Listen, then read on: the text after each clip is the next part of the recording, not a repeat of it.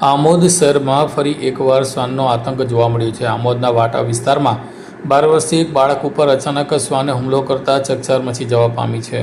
મળતી માહિતી અનુસાર મદ્રાસી પોતાના ઘરે પરત ફરી રહ્યો હતો ત્યારે રસ્તામાં શ્વાને હુમલો કરતા તે ઘાયલ થયો છે. ઘટનાના પગલે આસપાસના લોકો ઘટના સ્થળે તાત્કાલિક દોડી આવી બાળકને બચાવ્યું હતો. સારવાર અર્થે તેને આમોદની રેફેલ હોસ્પિટલ ખાતે ખસેડવામાં આવ્યું છે. થોડા સમય અગાઉ આમોદમાં બાર બજારમાં પણ શ્વાનનો આતંક જોવા મળ્યો, જેમાં કેટલાક લોકોને તેણે બચકા ભર્યા હતા.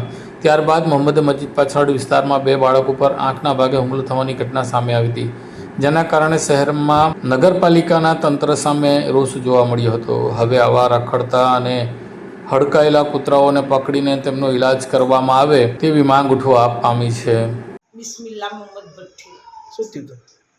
કૂતરું કહ્યું આ ભાઈને કયા આગળ? ઓરી ચકલેથી રાહીમ ઘર આવ્યું તો અહીંયા આગળ દુકાન છે ને ઓરી ચકલો છે. તે મદ્રસેથી આવતો હતો ને કૂતરું કહ્યું એને, એટલે અમે તૈયારી મેં લઈને આવ્યા. હું એની દાદી થઉં. कॉल करें अभी 8733053364 पर या 9426889560 पर। हिमालय इंटरप्राइजेज, जियो मार्ट डिजिटल भरूच,